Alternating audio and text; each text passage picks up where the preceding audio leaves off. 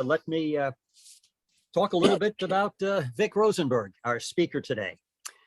He's our very own, a three-year member of the Old Guard. Vic, you should know, was bitten by the photography bug when he bought his very first 35mm single lens reflex camera in Japan back in 1975. Since then, he has taken pictures all over the world, and he is no amateur. His photos have been exhibited at various juried shows. Several years ago, he won a first prize blue ribbon at the Colorscape Art Festival. Vic is a semi-retired business consultant working with retailers on inventory and cash flow management. He also is the proud granddad to 4 brilliant and beautiful human beings. I'm sure they are. He tells me that his photography days are behind him, and he's now just looking forward to future world travels without the distractions of f-stops and ISOs. Vic, thank you so much, not only for being a monthly program chair, but also our speaker today. The microphone is yours. Right. So, gentlemen, before I begin, and I've already put the first slide on, I'd like to share a comment with you about viewing photographs. It turns out that the true storytelling potential of any photograph sits in the mind of the viewer, not the photographer. Each viewer is different and looks at the photo in a different way. So his or her mind is always in control of the ultimate meaning of the photo. So if you just add enough mystery to the photo, the viewer fills in the blanks and potentially tells a much better story than the reality of the situation. That said, this first slide that you're looking at is, I called Winter Horse. We had my wife and I had a lake house in upstate New York on a small private lake in Shenango County. And we'd spend from May through September and sometimes into October up there every year for 15 years. On a New Year's Eve evening, my son Peter and I took a ride in the car down the road. It was cold and bitter, and we came to this farm down the road, and this horse originally was down in the lower left by the barn.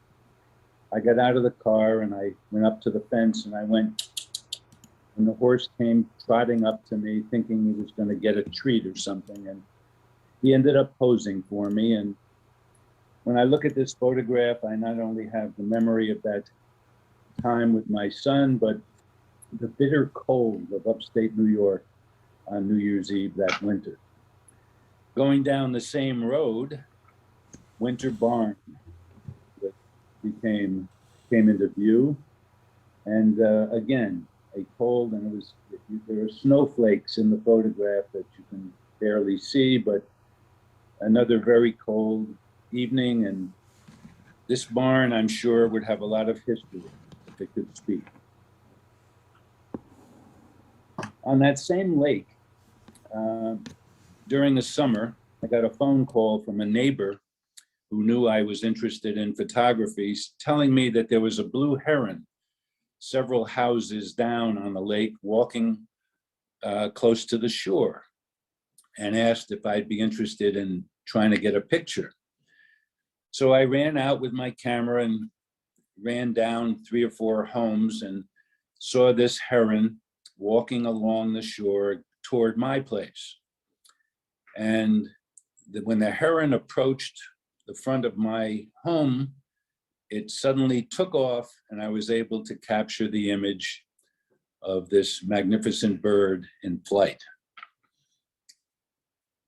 Again, on that same lake, there was a neighbor of mine, Bill Rutherford, who made his own boats, and he constructed these 2 boats. And in this photograph, I blacked out all of the background and used these boats as a photograph for a poster called Reflections, which was a photo show that I had in that neck of the woods. My first shot of the Galapagos Islands is on your screen right now. And this shot is called Kicker Rock, which is a main point of interest in the Galapagos. And I was standing on a Zodiac rubber raft, and I had to take 10 or 12 photographs trying to get the rock in the center of the aperture of the photo, the aperture of the rocks. Very memorable day for me. The Galapagos Islands are a very special place. Our guest visitor today mentioned that he had spent time down there and would go back in a heartbeat, as I would as well. This is another view of the Galapagos. Mostly lava formations make up the Galapagos Islands. This is an inhabitant indigenous to the Galapagos called a blue-footed booby. And yes, the booby's feet are that color. And this guy was posing for me. He reminded me of a professor I had in college. As a matter of fact, I inserted eyeglasses on a picture of this booby and used it for some comedy effects. This is a pair of boobies. It's somehow strange to say those words, but yes, these are a pair, and you can see the reflection of the blue from their feet underneath the breast of the booby on the left-hand side. And a booby with a young booby, which is pure white with this downy coat of feathers. A pair of sea lions taking a nap in a formation of lava rocks, which make a perfect cradle for them. And here I added some text, the current state of politics here in the United States. In the Galapagos and elsewhere in the world, there are plants that are able to force their way through sometimes unbearable and impenetrable surroundings to pop out and come to life again. In the Galapagos, they call these pioneer plants. And this was a cactus that has made its way up through the lava to live again. A Galapagos hawk, a Galapagos heron, a brown pelican coming in for a landing. And the brown pelicans have developed a parasitic symbiotic relationship, that's a mouthful, with a bird called a Heermann's gull. Now, symbiosis has always meant mutual self-interest. But this gull, who travels with the pelicans and spends a lot of time either on the head of the pelican or stealing fish from the pelican's pouch, is kind of an interesting symbiotic phenomenon. Here we have a male frigate bird, and you can tell the male in flight, you can tell the male frigate birds by that collapsed, in this case, red pouch under its bill.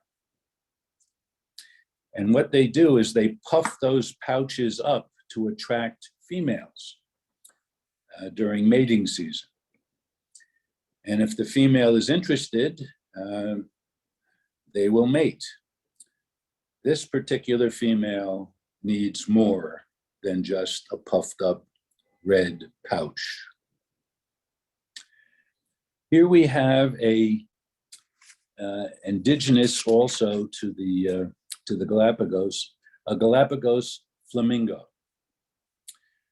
They have elongated legs that are longer than other flamingos and a more elongated neck than typical flamingos. A Galapagos penguin. I'm going kind of fast here because I've got a lot of photos to get through. I'm just giving you a taste. This is something called a Sally Lightfoot crab. And yes, they do have those vivid colors. And if you look closely at the photograph, it looks like it might even be a machine, because if you look at the joint, it looks like a metal joint. And obviously it's not metal, but that's the appearance it has on close-up viewing. They're really amazing little creatures, and they're quite small. This is obviously a blow-up. These are what they call saddleback tortoises. You can see the indentations on the back, and they might be comfortable for sitting. This is a large land tortoise, a close-up. They're really amazing. Some of them live to be over 100 years. Here we have a land iguana. There are several species of iguanas in the Galapagos. Fascinating little creatures. And the next slide is a slide of marine iguanas.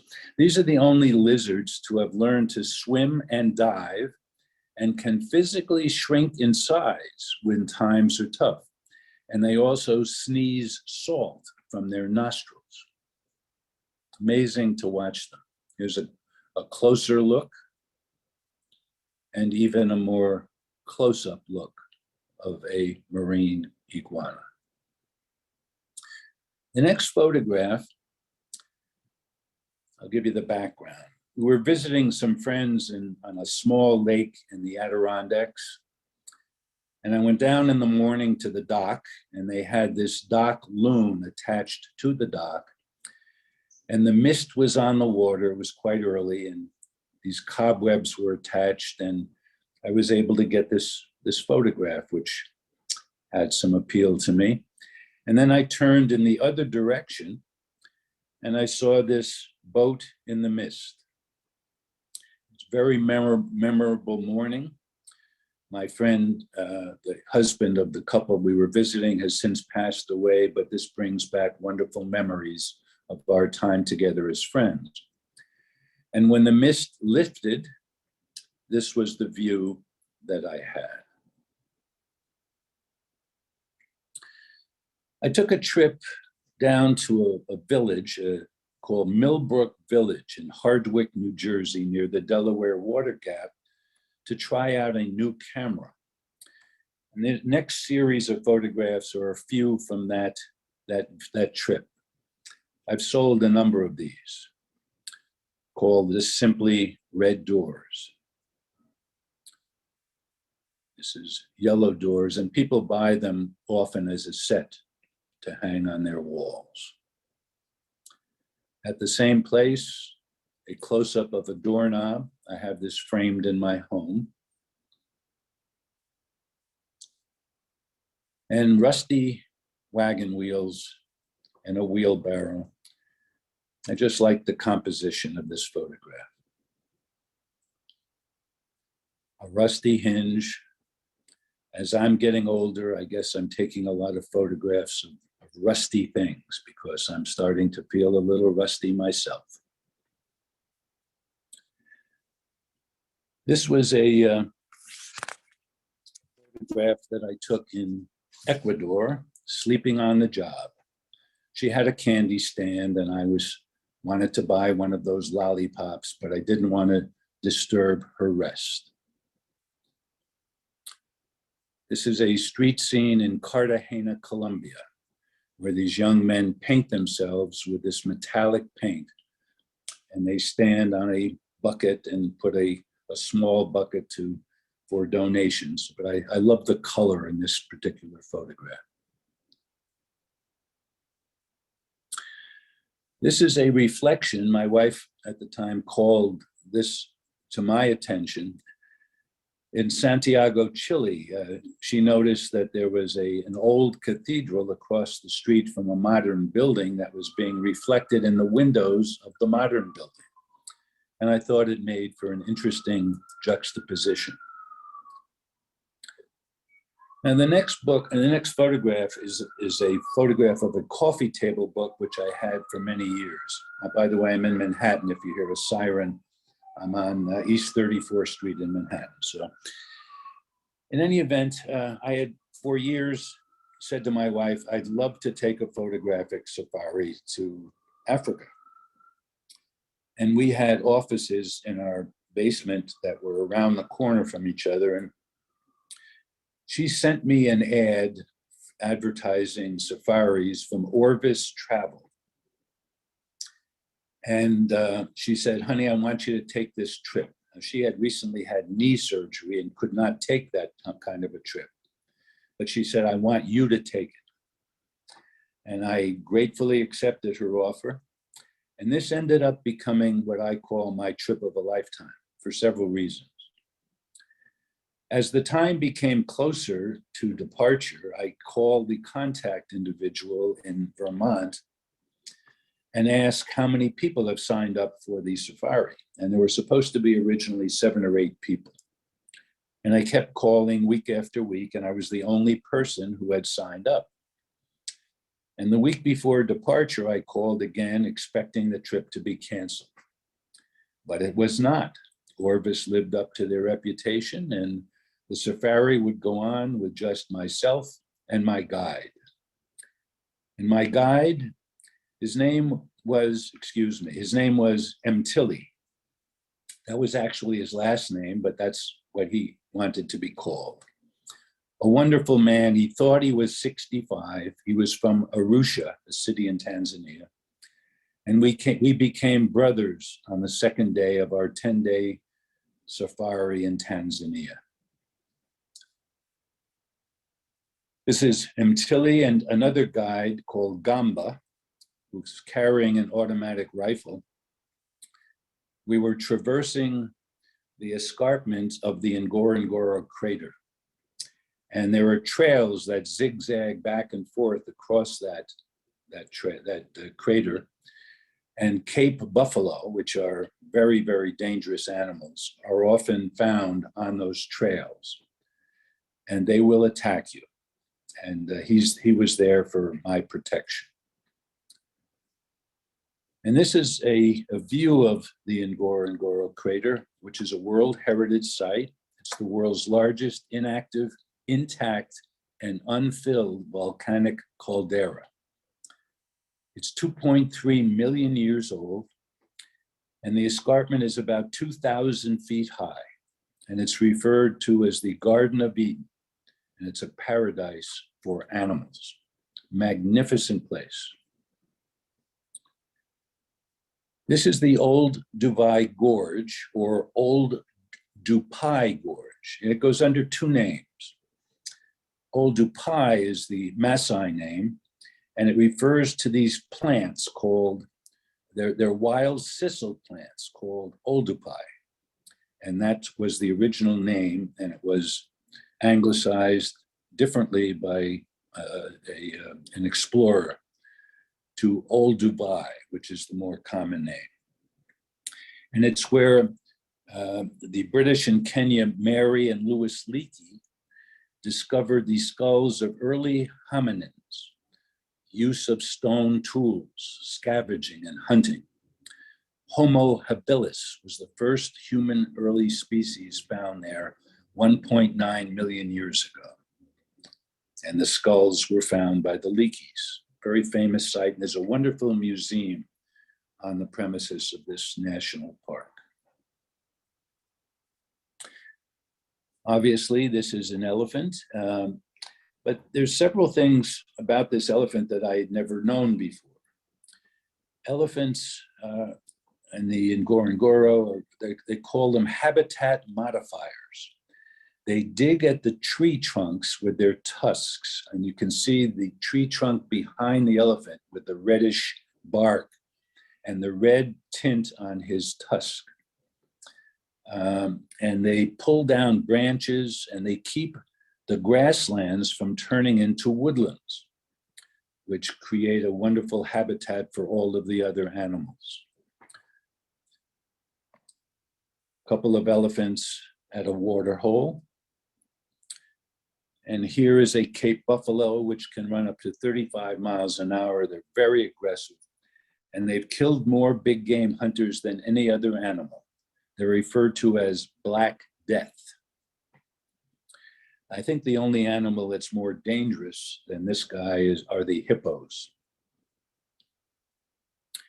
This is a baboon family.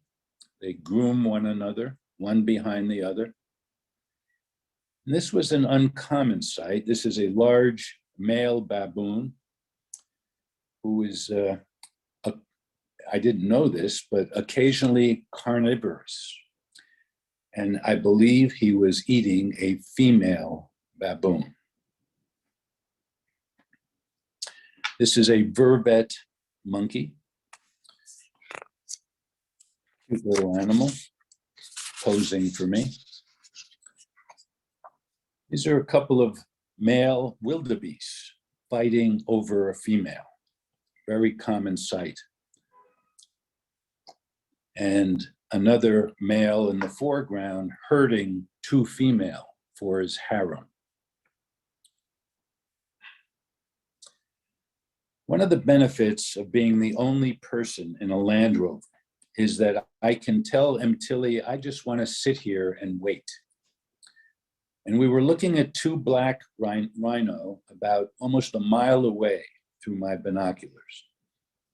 And there were other Land Rovers that had converged onto the site because the drivers of these safari groups all converse with one another through their radios in Swahili. And they get impatient because they're not able to see what they were expecting to see. So all of them turned around and left the area except for Tilly and myself. And over time, we spent almost an hour there.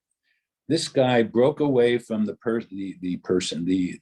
rhino that he was with and ambled towards us. And I was able to get this shot of him right in front of our Land Rover. They're a highly endangered species. A spotted hyena. These are a couple of lion cubs. And another one of the benefits, again, of being able to sit and wait. The cubs were with their mother, who was watching a herd of zebra about 300 meters away at a waterhole. Now, the zebras were not at the waterhole, but they were thirsty. And the lioness was waiting in the brush together with her cubs for a meal. And very, very tentatively, one zebra started to walk toward the waterhole, and the others fell in behind him. And I was able to get this shot of them drinking at the waterhole. A second or two after taking this photograph, the female ran out from the brush, hoping to attack one of the zebras, but they were able to get away in time and escape her jaws. And as one was leaving, I imagine this one saying, "Maybe next time, bud." What I have here is something that's a rarity, a three-headed zebra. You don't see them very often in the wild. A few slides of East African birds, and I lost my bird book, so I can't give you the names of them, but very fascinating creatures.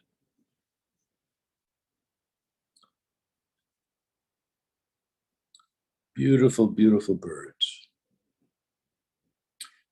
This is when I became a member of the second tribe of Maasai. Amazing people, the subject of the coffee table book. This photo was taken of me by Tilly. This is a Maasai woman waiting for a ride on a lonely road. And this guy, he took me out on a tour of at the top of the Angoro crater. And he's looking back at me with a smile on his face. And the background of that smile is, I have acrophobia. I'm terrified of heights. And way down below is a tree. He was roughly 1,500 to 2,000 feet above the crater floor. And I told him, he spoke English, and I told him, I said, please, you're making me very nervous. Get back from the edge of the crater. And he's wearing sandals, and a few inches away would have been his demise. And he was just giving me this big smile saying, hey, pal, this is what I do. The Maasai are noted for their ability to jump, and the males have these jumping dances where they show off for the women, trying to attract a woman Maasai. This is Michael, one of two sons of the chief of this particular Maasai tribe. Very friendly, very warm people, very engaging. The women make beautiful beaded jewelry. They're a very proud people. Maasai child and a Maasai schoolroom. And on the bench at the front is a bucket or a trunk for donations from visitors such as myself, and I did oblige them. But obviously there's not a lot of money. All this schoolroom was a concrete floor and a very open series of walls and a thatched roof. This was a grab shot from a Land Rover in Arusha. I've sold several of those photographs, this photograph as well. I just love the composition and the way the little girl's skirt is flowing and the two of them walking briskly along the path. This was a group of school children at a serpentarium in Tanzania. This is, let's see, how did I put this? Nap time or lunchtime at the belt shop at a market in Tanzania.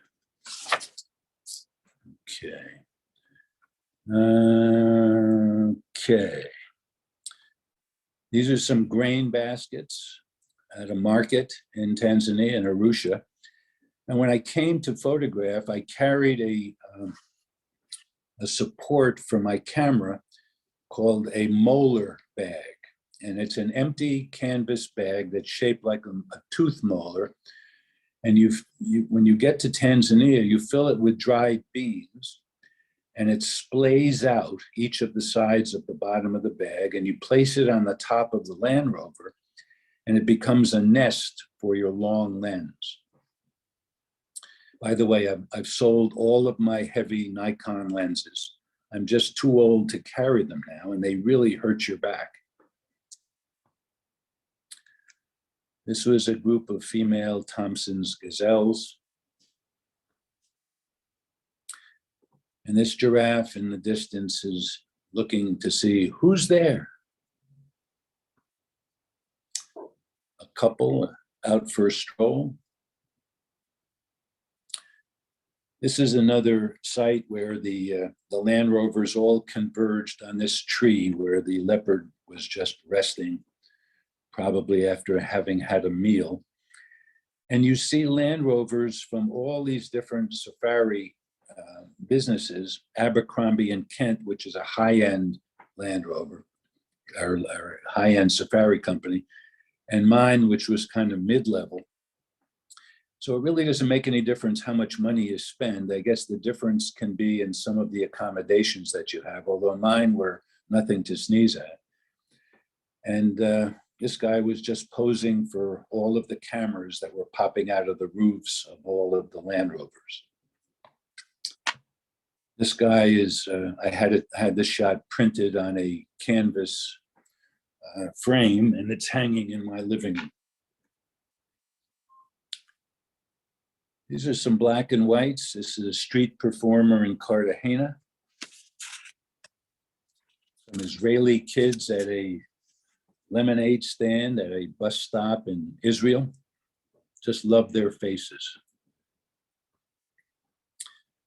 3 generations of worshipers at the Western Wall. This was a flower vendor in the island of Rhodes. And I just loved his spirit. His flowers were wilted. He had his bottle of water there, his torn sneakers, his umbrella, his hat. But he couldn't have been more positive in his attitude toward the people who were in the area. Now, this is a Mykonos grandfather. He's right out of Central Casting. We were at a cafe down by the water in Mykonos, and he was the father of the owner of the cafe. He didn't speak English. I had waved my camera in front of them and nodded my head as if to say, "Do you mind if I take your picture?" And this is the look, the look he gave me. But I love all of the elements of this photograph: the pipe, the cane, the cigarette lighter, the keys, the coffee, the whole ball of wax. This is a happy beggar in Santorini. I added €1 to his bucket. This was a grab shot in Rome. Handsome young couple. Another street scene in Rome. And another beggar. I never saw her face. This is a shot in Cancun of the construction of a pier, and I just like the lines and the curves from a photographic viewpoint. This was from the deck of a ship in the harbor in Istanbul. And the ship was moving, and I had to take about 20 or 30 photographs to be able to really get a clear image. And you could hear the call to prayer from the minaret and the lights of the city in the background. Now, this was on the road to Petra in Jordan, an amazing, amazing place. This was a couple at a square in Rome that was uncommonly empty of people, except for this older couple staring up at the monument. This was the Vietnam Memorial, where I was following the shadows of 2 soldiers as they walked along the path in front of the monument. It's kind of a ghostly image. A water lily in upstate New York. This was a picture that I used for my business card, or I did when I still have my photo website. This is the Jersey Shore at sunset. This was a little saw-whet owl, a northern saw-whet owl who visited us at the lake. This is a photo from our deck at sunset on the lake. From our kitchen window when we went up for a winter weekend. Colosseum in Rome. The Ponte Vecchio in Florence. I took this from the window of the Uffizi Museum in Florence. Amazing place. It's the ceiling of the Blue Mosque in Istanbul, one of the largest mosques in the world with 6 minarets. This is the library at Ephesus in Turkey. This was from the Roman Empire. It's built in 117 AD. There were people there, but I cloned them out. Typical view in Santorini, typical vista. One of the most beautiful places I've ever been to. Santorini from the sea. See the windmill on the top. They have wonderful vineyards. Great wine is coming out of this part of the world. This is Petros the pelican, which is the mascot in Mykonos in Greece. very, very large bird, walks around, mingles with the tourists. Another shot of Mykonos, and another. And another of Mykonos, a blue blanket, I call this. This is framed in my home as well. This is on the road to Petra. Petra, well, you'll see more in a couple of minutes here. It's an amazing city. These two girls were selling postcards, and the young girl on the right was very leery of me, and the one on the left was more open to having her picture taken. And the two expressions and the eyes each tell their respective story of what they're thinking about at that particular moment. This is a road into Petra. It's about a mile long. And Petra, the crevices in the rocks on either side of the road are water conduits cut from the stone that brought water into the city. It was an amazing excavation and use of rock formations, because you can't have a city in the desert unless you have water. And Petra goes back around 300 BC. It was the capital of the Nabatean kingdom.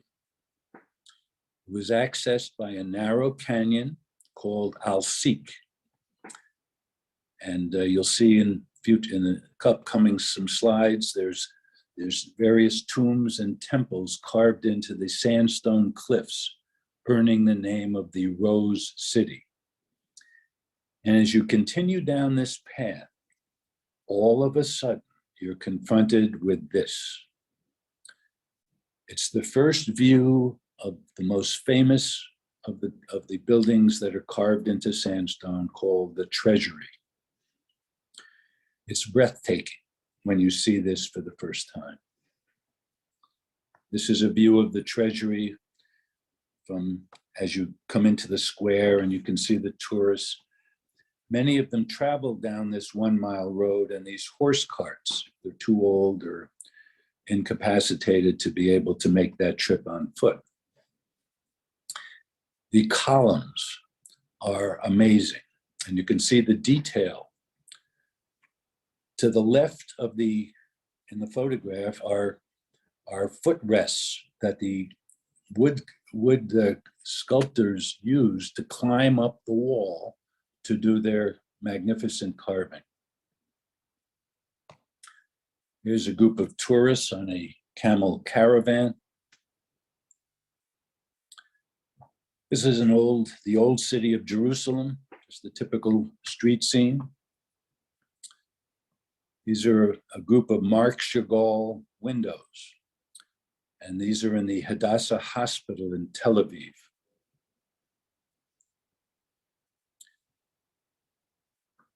The old city of Jerusalem is the home to the three major world religions: Islam, Judaism, and Christianity.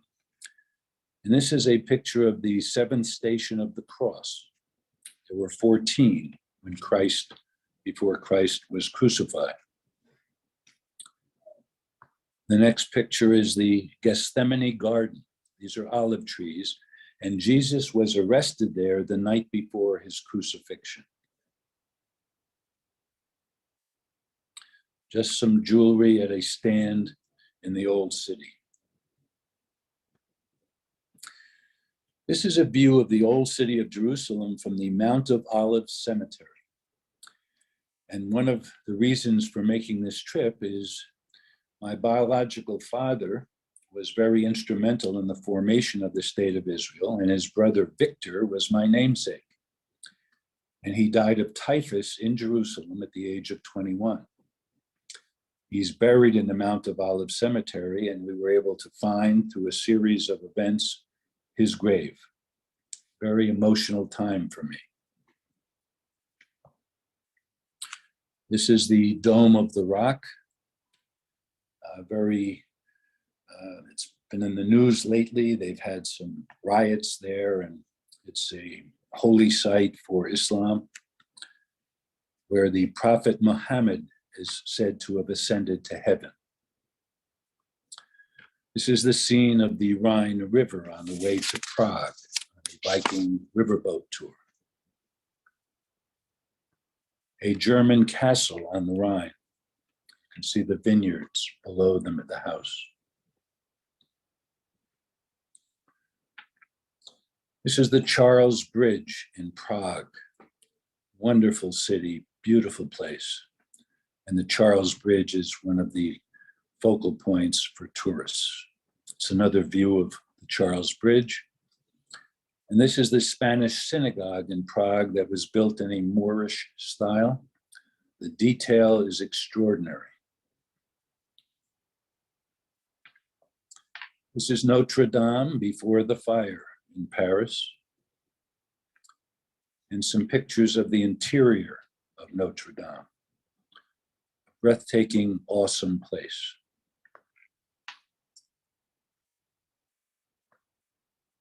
A gargoyle outside of the church. Typical view of the Eiffel Tower. This goes back to our lake house. It's a view from our deck in October. We stayed up an extra couple of weeks.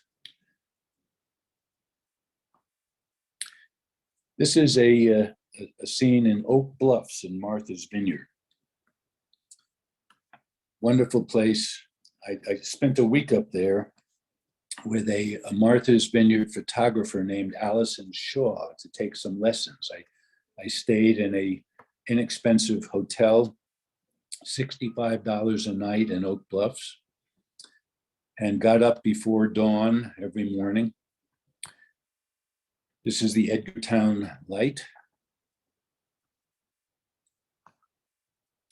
This goes back to the dock that you looked at here. You can see the dock on the right. This is kind of an interesting view. The only thing real in the photograph is the top of the dock and the side. Underneath the dock is the reflection of the sky and the reflection of the underside of the dock. And I just love the juxtaposition of those three elements. This is in Menemsha, one of the most photographed places in Martha's Vineyard. This was a group of industrial hoses that were behind a barn at a farm that I visited with Allison Shaw and the group of photographs who were taking her course. And the whole, this was kind of it became what for me was a high-tech photograph. I had this framed and it's in my dining room right now.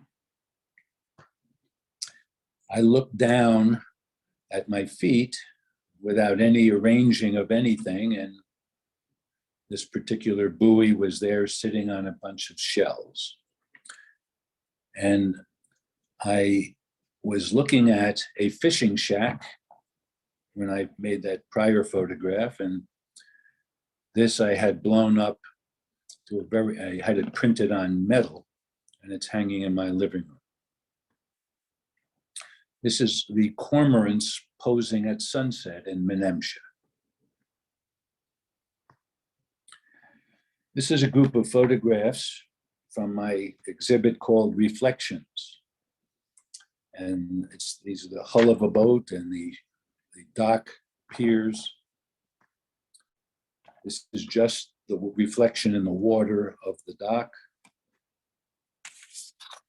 Another hull reflection. This is something called painting with light, where you, as you're taking the photograph, you move the photograph, keeping it steady. And as the shutter opens and the camera's moving, you get this effect of light painting. I did the same thing with a dory, a little boat, and I painted the side in light. This is a photograph where I pumped up the saturation. I had this printed on acrylic, and it's hanging in my home. I've sold a number of these. Golden Pavilion in Tokyo, a tea ceremony in Kyoto, Statue of Liberty on the way to Ellis Island, the Twin Towers, one of the Twin Towers from the base looking up, and you can see the shadow of the building adjacent to it. And this is the Twin Towers through the roof of the Vista International Hotel, which was destroyed at 9/11. And there's a restaurant there, and you look up through the restaurant. They had the open roof there, and you can see both towers. And that, gentlemen, is the end of the presentation. That was fabulous. I think this is a video I'm going to watch a lot of times. I just love the tour. So, would anybody like to raise their hand and make a comment?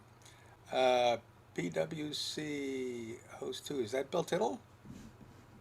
I think we're all speechless, Vic. It's just a beautiful, the composition's incredible. But the thing that struck me the most was you capture color. This isn't just me taking my my camera and snapping it. Isn't that true? I mean, this is extraordinary color work. Well, I appreciate that, Bill. It's it becomes instinctive. It's not the camera; it's the eye behind the camera. You can have an old Brownie or an Instamatic, but it's how you see it, and you learn how to see. I did from taking seminars and courses over the years, working with professional photographers, and color became part of my knowledge base. Well, thank you. Thank you. Rick Smith. Yeah, just beautiful photos of that guy. Do take pictures, but not certainly on the level you are. You have a great eye, as you mentioned, and I love the black and white photos that you showed too. They have such detail in them. I always like to see black and white photos. General question: are there any places in the world that you haven't been to yet that you'd still like to go to? I mean, in particular. Or? I have a huge bucket list, Rick, Okay. and thank you for your comment. Yeah, we're planning a trip to Paris and the south of France as soon as things clear up in that part of the world. We'd like to go to Morocco in the fall. There are just so many places. It's like high school. So many women, so little time. thank you Sorry. again for the presentation, which is great. Yeah. Well, thank you very much. John Tomaszewski.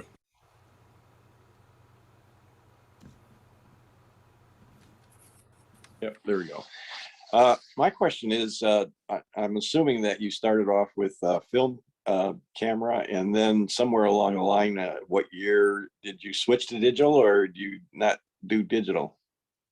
Oh no, digital became my primary source. The early pictures that you saw in Japan and some of the earlier images were from a film camera that I bought in Tokyo on a trip there in the late 70s. And as digital came into practice, I gradually took the jump from film to digital. Kodak and Fuji were having their own issues at the time, and they were late to the table in terms of following up on that technology as corporations. And digital became my way to go. I bought one of the first Nikon digital cameras, then I went to another version. The D300 was the last one that I had. I had a whole series of lenses, and I ended up about 5 or 6 years ago selling all of my heavy equipment before my trip to Israel and Jordan.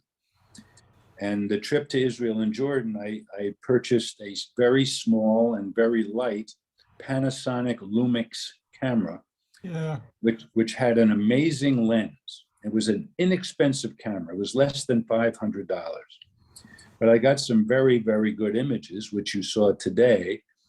And that camera lens had a set 25 to 600 millimeter range, and it was 2.8 all the way, which means you can shoot in low light up to 600 millimeters. So it was a very powerful lens. It was very light, and it was a pleasure to take on that trip. And my shoulders thanked me every day. Yeah, I know. Being the gadget guy, I bought the very first, I think, digital camera from Sharper Image, and it had 720, megapixels. And the sad part about it was it instead of using JPEG or anything else, they used some format that there was no translation to it once they started using it. So, but yeah, I love digital. Thank you. Yeah. Beautiful pictures. Well, thank you very much, John. I appreciate that. Chris Smith, another photographer. Yeah, hi. When did you actually switch to digital? What year? You know, I really don't remember. This is the Summit Old Guard, isn't it? That's who we're. Because my situation was not parallel to that. It was somewhat orthogonal. My wife switched to a Panasonic Lumix around 2005, I think it was, and she junked all the film that we were using. I kept on going until 2010, when I finally got fed up with film, and Nikon came out with a D700, which had all the attributes that I really wanted. That was a major breakthrough, and I got a lot more photographs during the last decade. Mm-hmm. One question. How do you work up the courage to actually sell stuff? I have about 100, I have somewhere around 150 photographs that have won prizes in my camera club. But given the comments that I get from members of the club about how my photography is not really up to their standard, I really have no courage to even try to sell anything that I have. Well, again, we had this lake house in upstate New York, and they have this 3-day event every year called Colorscape. And I had been encouraged over the years to participate, but it's a juried show, so your photographs have to pass a jury in order to be accepted. It's a fairly high quality event. And so I sent some JPEG images up and to the person who was in charge of the show, and lo and behold, I was accepted.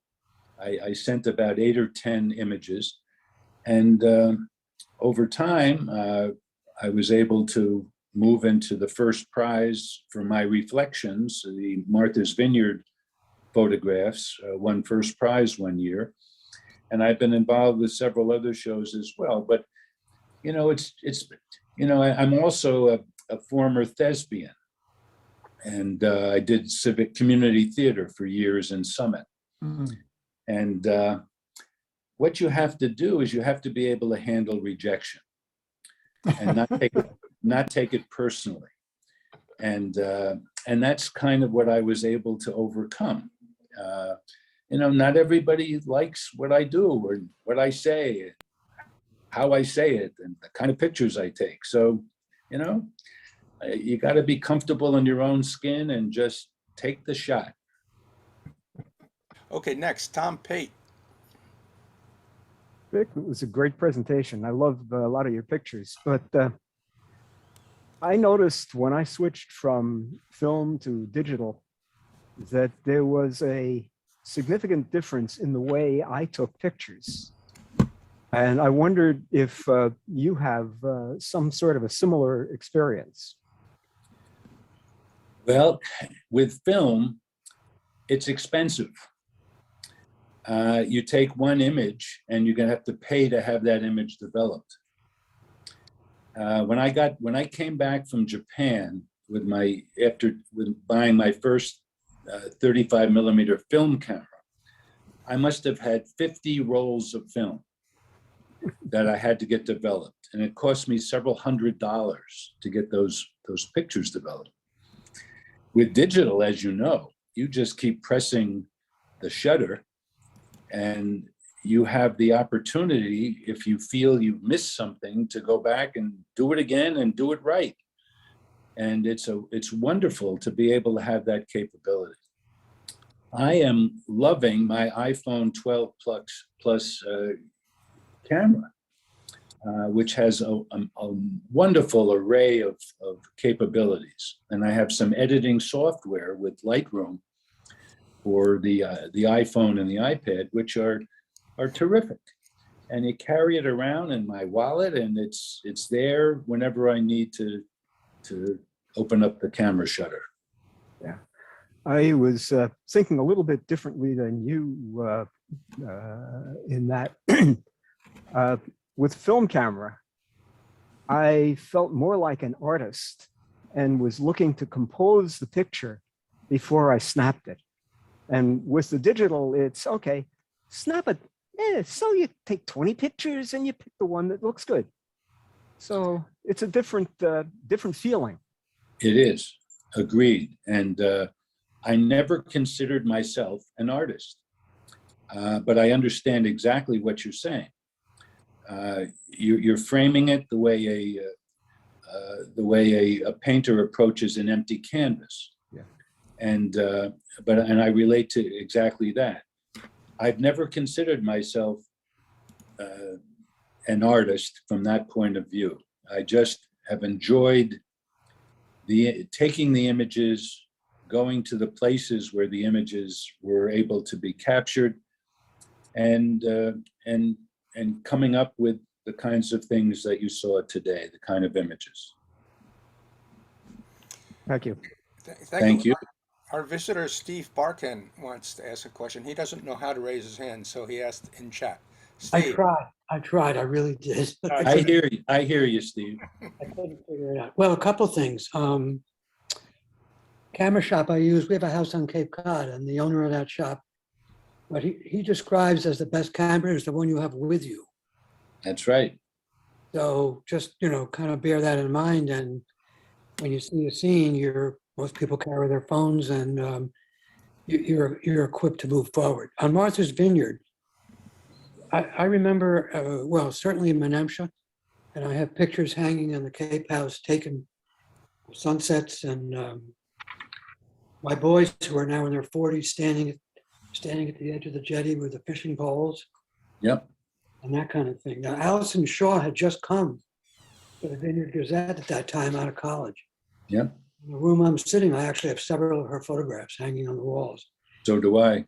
$50 or something at the time. So there's that. I have a funny story about a picture of a lion that I took in Africa. And by the way, speaking of people canceling, we were there were four of us, me, my wife, and a friend and her daughter. But Ebola was raging on the other coast. It was 3,000 miles away, so people canceled. And frankly, I couldn't imagine that Jeep, with four more people in it. It would have been really uncomfortable. But anyway, we're sitting somewhere, and a female lion is lying on the ground. There were males near her. And the female gets up and walks away, and the male follows her. And our guide said, she's in heat, and he knows it. So the Jeep kind of moves a little bit, and the female lies down on the ground with her head resting on her arms, almost as if she were taking a nap on the beach somewhere. And the male goes behind her.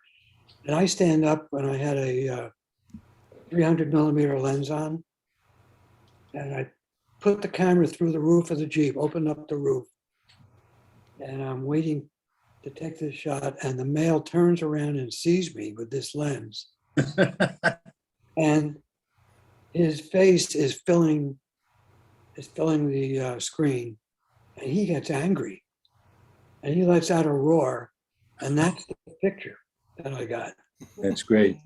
The hair on his mane is standing straight up. I'm looking straight down his throat. So, you know, and then, you know, we could go on and on with stories. I mean, I switched to digital when it came out.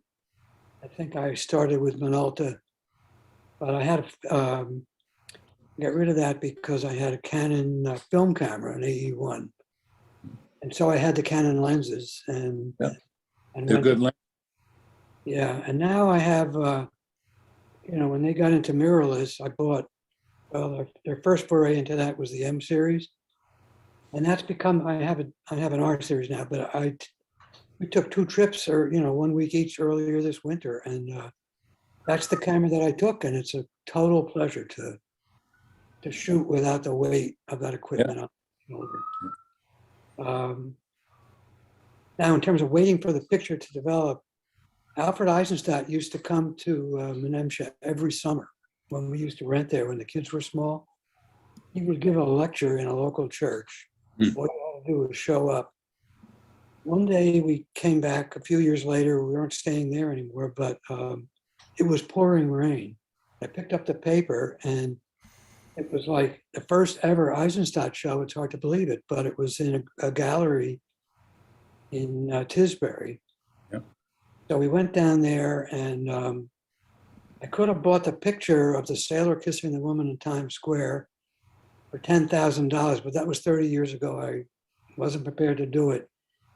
But I did buy a photograph called Monks in Siena. And what he did was he parked himself at the beginning of an alley. And he must have been there for a long hours, maybe, I don't know. And suddenly these monks in their full garb walked up the alleyway, and then one turned around. And that's the picture that he got. So I bought that one. That's hanging in our kitchen. Mm-hmm. And you could send it in for to be autographed, which we did, or leave it there, I guess. And he autographed it, and like 2 months later, he died. And I've now got this signed Eisenstadt here. Wonderful. Wonderful, yes. Photography is a great hobby. I love it. Yeah. Love your photos. Thank you so much. I appreciate it. Thank you, Stephen. So it's 11:40. I don't think we're in any hurry to finish, but we have 2 more questions. Shall we take those and then call it quits? Sure. Okay, so the next one is Jean Shahan. Tell me how to pronounce your name. I always forget. It's Shayan. Thank you, Tom. I called my wife in, Vic, to share those photographs with me, and you made our week, if not our month. It was wonderful. Well, thank you. As an example of how a simple everyday modification can result in kind of a classic change, a friend of mine had won a contest to be in a seminar with Ansel Adams. And he had been intrigued with some effects that he got with time exposure. So in the middle of the seminar, he said, how do you get this kind of blurry effect? And he said, oh, that's simple. You kick the tripod. So anyway, thank you again for a wonderful presentation. Thank you, Gene. I appreciate it. Great. So Jim Blinn, you got the last word. Oh, I have to send you an unmute request. Here you go. Hey, Jim. So yeah, the photographs are just beautiful. Just really enjoyed it.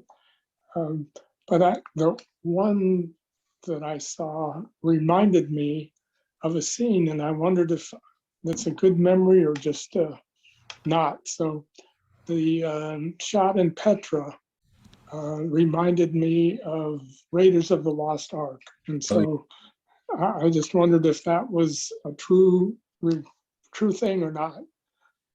Well, it is a true thing. They did film Raiders of the Lost Ark in Petra. Right. So that is true. Okay. Good. I'll confirm that for you. Thank you. Let me digress for a minute since I put this in the email. Could you give us a quick rundown of what happened last night? Okay. last night was, they had a reception at the Guggenheim for the president of Tanzania. And they were showing a film. The film is called Tanzania, the Royal Tour. And it's going to be available on Amazon and Apple TV on Friday. I commend you all, if you're interested, to see this film. It's a 1-hour film. It was done by Peter Greenberg, who's a well-known documentarian for PBS. He was there. There were several hundred attendees. The president came in a motorcade. She was there in the audience. But there were so many people, and my friend Kennedy Gastorn, the UN ambassador, was there as well, but we couldn't connect. And it was just a fabulous evening. The president of Tanzania represents her company extraordinarily well. She's warm, she's approachable, she's engaging, she's just a terrific person. And she's in the job through a series of very serendipitous events. She was the vice president to the former president, Magufuli, and he died of COVID. He was a COVID denier, and he died of COVID. And it was the first time I'd ever heard publicly that he had died of COVID. And she, they call her Mama Sumia, the president, the locals do. And it was just wonderful. They had a reception after with wine and hors d'oeuvres, and it was raining, and we were able to get a cab back to the apartment last night. And it was just a very memorable evening. I'm sure you guys are all on overload with Tanzania since the first presentation by Sister Chumwa. So, but it was just wonderful, and my relationship with Kennedy, I believe, is going to continue. So it's great, and see the movie. I'll point out that, Vic hasn't known Kennedy for a long time. He made contact because, as a speaker for OLGARD, and they've become fast friends. Also, I felt terrible. I was drooling. I felt terrible because I got an invitation too. I had met Kennedy on our Zoom test and everything, so he sent invitations to both of us and maybe some others. But I just couldn't go. So I'm delighted you went, and thanks for the report. And by the way, I think that OLGARD should do a trip one of these years to Tanzania. Kennedy will give us contacts. Well, I can assure you that if you all bring your checkbooks, you'll be welcome. Yeah, they're trying to get economic connections. That's great. Okay, so John or Steve? Vic, that was wonderful. Not only did you have great photographs, but your commentary was absolutely spot on. Thank you so much for giving us such a great talk. And Thank you.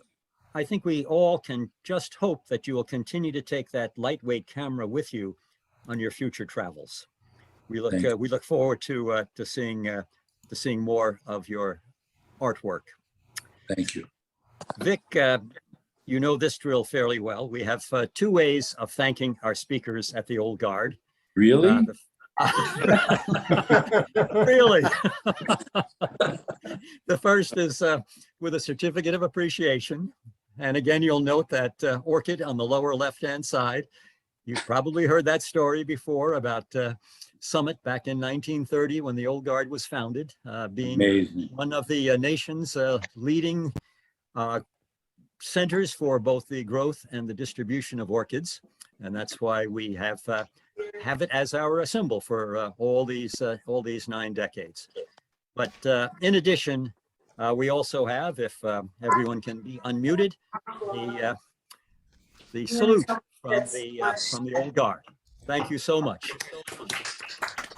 Thank you. Bravo. Thank you all. Thank you all. Okay.